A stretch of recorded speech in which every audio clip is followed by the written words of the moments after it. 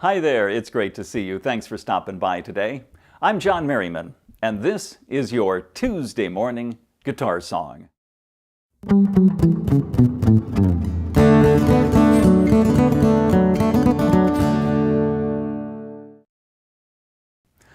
Frank Sinatra. He weighed 13.5 pounds at birth.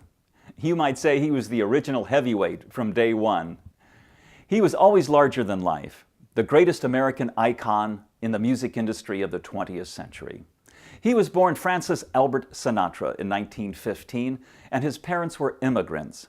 They came from Sicily, from a small seaside village, and living in that same village and on the same street were the families whose boys would come to this country and become the leaders of the American Mafia. All throughout Frank Sinatra's career, he was accused of working for the Mafia and being highly influenced by them.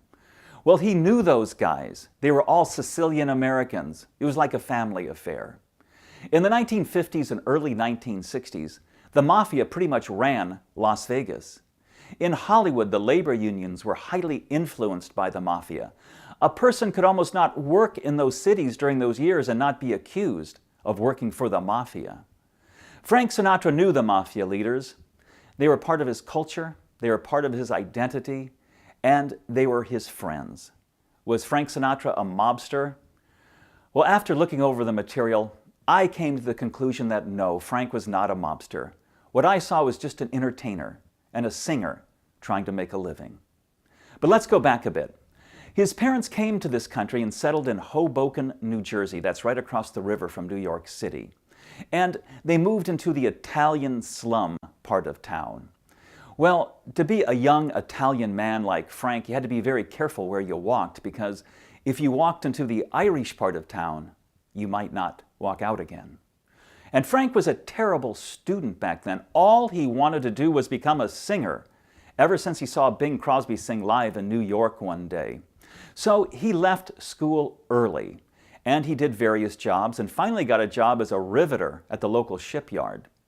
Now, Frank Sinatra was also an only child, and living in an Italian neighborhood back then, that was a pretty rare thing. His mother, Dolly, doted over him and spoiled him and tried to do whatever she could to help him be successful. And then when he was 20 years old, Dolly talked a local singing group into hiring him. They were called the Three Flashes, and they later said that they hired Frank because he had a car. Well, the Three Flashes changed their name to the Hoboken Four, and they got an audition with the Major Bowles Amateur Hour. It was a big radio show that was the talent contest of the day, like American Idol. Well, the Hoboken Four entered that talent contest, and they won it. And Frank Sinatra became like the Kelly Clarkson of the day. He had won a national amateur talent show. So that got him an audition with the Harry James Orchestra, and he got that job. And he became the crooner out front, singing the love songs to the girls. And his blue eyes and his magnetism and his charisma were in full force from day one, and he started attracting legions of female fans. Well, he left Harry James, then he went to work for the Dorsey Orchestra, and then in 1942, he was becoming so popular that he went solo and became a soloist. And that was like 1942 meets Beatlemania. Legions and mobs of screaming female bobby soxers trying to hear him and get at him anywhere and any way they could. Well, back in 1938, he had gotten married for the first time, and he was already on his way to having his 3 children, which were Frank Jr., Nancy, and Tina.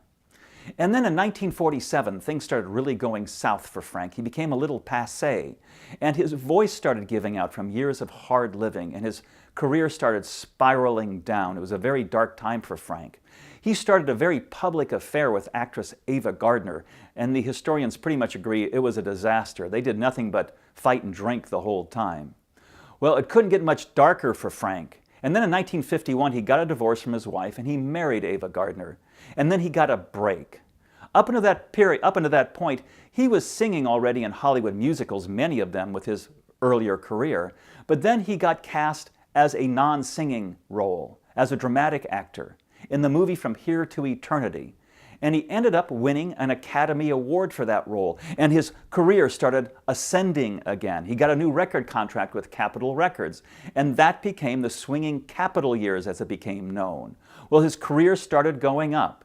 He got divorced in 1957 from Ava Gardner. And then the rock and rollers started showing up.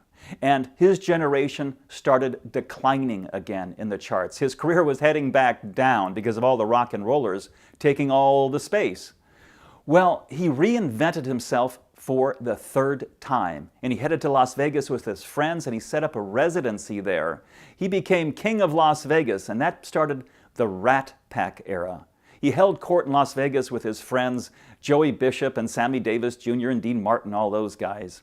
Well, the Beatles invaded in '64, and he tried to reinvent himself. He had a brief marriage to Mia Farrow.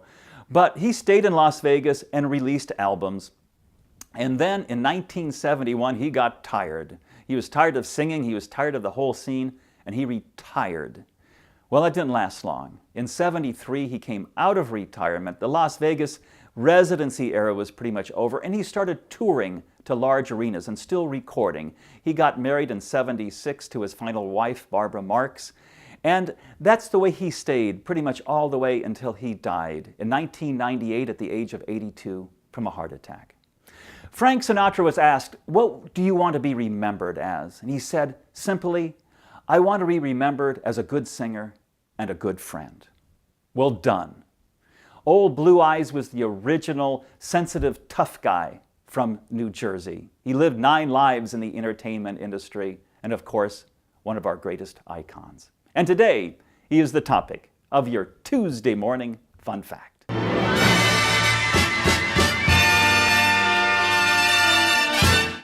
Here's your Tuesday morning fun fact. It's no big secret that Frank Sinatra was very political through most of his career. He was a friend and he campaigned for the Kennedys, and he was a friend and he campaigned for the Reagans. But what is not usually mentioned about Frank Sinatra is how important he was in the desegregation of the entertainment industry. It started for him way back in 1945. He passed up a $10,000 gig to go talk to a high school in Gary, Indiana, about racial tolerance. And then Frank Sinatra was the first major performer to refuse to play in any establishment that discriminated against African Americans. And then he talked his label mates in and all his associates into joining his boycott. With his clout back then, Frank Sinatra was almost single-handedly responsible for desegregating Las Vegas. Frank Sinatra was a very friendly guy, but don't get on his bad side. And that's your Tuesday morning fun fact. Let's go back to 1964 for your Tuesday morning guitar song. This is from the album that's usually called The Days of Wine and Roses. It's one of my favorite Frank Sinatra covers, so please don't go away. I'll be right back.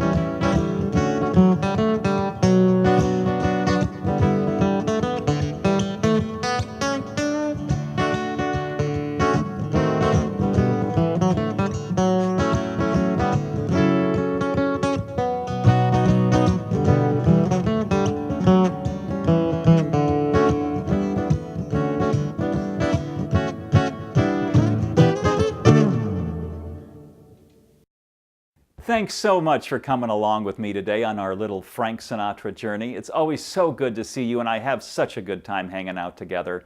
If you have a second, please like the show, and if the Spirit moves you, share the show on your social media. You are my word of mouth, and I really appreciate it. Come back and see me next week. And remember, you're never ready for your day without a song in your heart. Bye now.